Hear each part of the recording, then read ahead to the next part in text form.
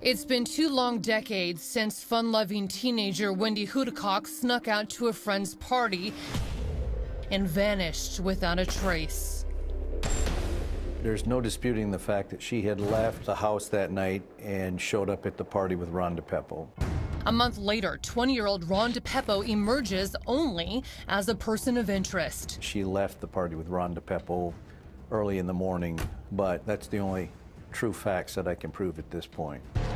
Despite inconsistencies in the statements of Ron DePeppo and his alibi, Johnny Walker, officers have never been able to come up with physical evidence, and there's a reason besides a missing body. What else stood out as something that was a red flag to you? We had interviewed him. During the course of the interview, he had made mention how his vehicle had burned up 2 weeks earlier, which obviously raised a little suspicion. That's right. The very vehicle DePeppo drove Wendy in that night destroyed in what DePeppo calls an accidental car fire. And guess who was DePeppo's witness? What he had said was that he was riding down the road with Johnny Walker. Both of them were in the front seat of the vehicle. Ron had said that Johnny Walker flicked the cigarette out. Johnny Walker said that Ron flicked the cigarette out, but they both agreed that as the cigarette got flicked out of the vehicle, it flew back into some laundry in the back seat of the vehicle, set a pair of blue jeans on fire. Walker took a polygraph and passed. Suspicious officers searched the car's now burnt-out husk, but they find only frustration. Were you hoping to find anything DNA linking to Wendy? With the fire, and the vehicle was totally destroyed. There was a hammer that was found in the trunk of the vehicle that did have a small fiber or a piece of hair on it, but was damaged to the point of not being able to be tested for DNA. For Wendy's stepfather, Dan, it's too much to take. It came a point where you said enough's enough, knocking on this guy's door. You were face to face with him. I was standing next to his burnt out car. We were in the driveway, and I asked him, you know, I understand, you know, your cigarette, you know, you threw a cigarette out and it came back in. And he said, I don't smoke. There he is with a cigarette in his hand. He throws it down on the ground, steps on it. I said, by the way, you know, we are looking for Wendy. We know that you were with her at the party.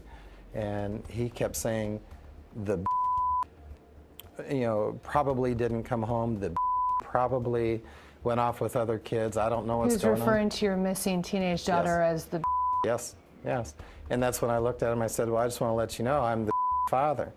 And then shortly after that, there was a ring of probably about 8 to 10 less than savory individuals who came out of a trailer and began slowly just walking in circles around the both of us. I was with a friend of mine, he was a big burly guy. It was nice having him around. I would have been very uncomfortable if he wasn't there. The face-off doesn't yield any new information, and with each passing day, the odds of Wendy being found alive diminished. We had news media involved, and from that, it generated a lot of leads of possible sightings of Wendy, which was frustrating at times. There were a number of kids in the Naples community who had stated that they had seen Wendy.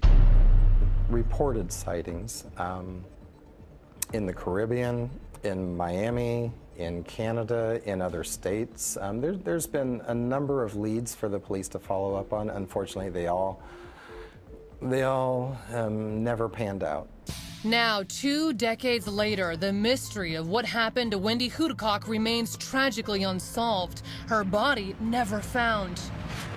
What's the most frustrating about this? Not knowing. The not knowing for so long. 20 years is a long time. This had to have been tough, retiring with this unsolved case. Yeah, obviously, anytime you spend as much time as you do on one of these cases, it's difficult.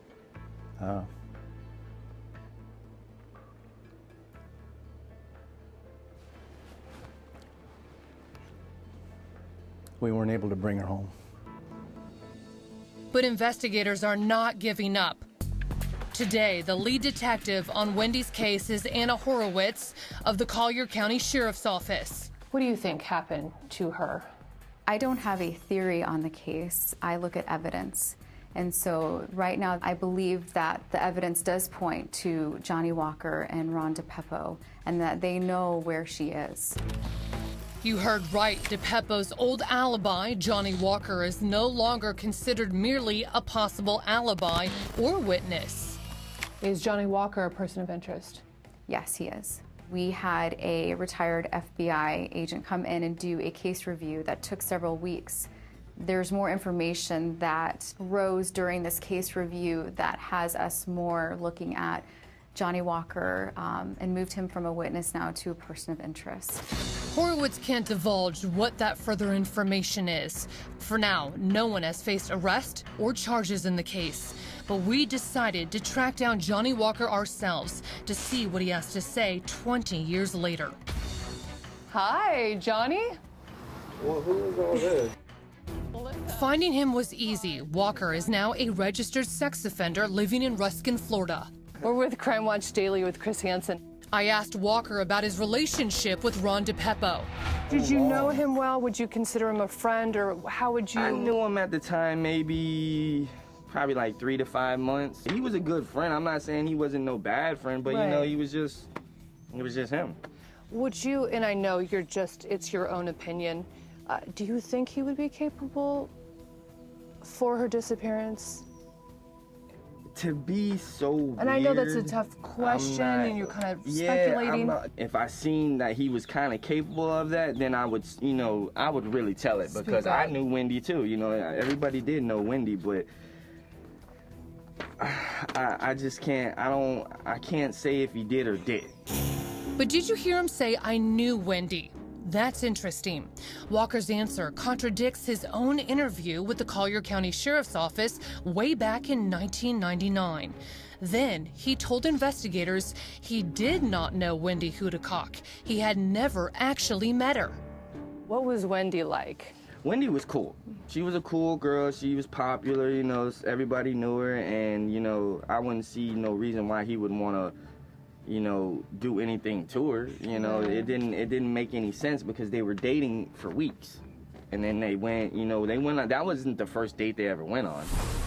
Were Ron DePeppo and Wendy actually dating? Back in 1998, DePeppo stated that he had never been out with her. So what's the truth? With so many inconsistent statements over the years, it's a tangled web to unravel, further complicated by DePeppo's alleged growing mental instability. Just prior to my retiring, we had a report that Ron DePeppo was making statements, and then he would tie them to rocks or bricks and throw them through businesses. I got a copy of all the writings, and one of them that piqued my curiosity was he had made a comment about Wendy and how she would be coming home soon. Becker brings DePeppo in for questioning over the incident, but can't get a straight answer. The entire time that I talked to him, basically all he kept saying is that he's a disciple of God and that God speaks through him. And when I asked him about Wendy, he wouldn't really answer that, other than the fact that God tells him that Wendy will be coming home soon. Wendy's sister Charlene believes there's a reason for DePeppo's delusions. Ron DePeppo knows, and I truly, honestly believe that his guilt has driven him to the point of borderline just being crazy. Though he's grown more elusive over the years, Ron DePeppo remains the main person of interest. And while his exact location is unknown, recent Facebook activity places him around Las Vegas, Nevada. He is known to live area to area. Sometimes he doesn't even have a roof over his head. Coming up, we put a PI on the case to find Ron DePeppo. Right now, you're looking at Ron DePeppo. Will his ramblings reveal any clues to Wendy Hudakoc's whereabouts? The family's looking for answers desperately. Yeah, I hear about it all the time. But you were just the last person to see her, and we were just wondering if you could talk us through that. See, I always refer to the Bible. I know the enemy tried to hurt me.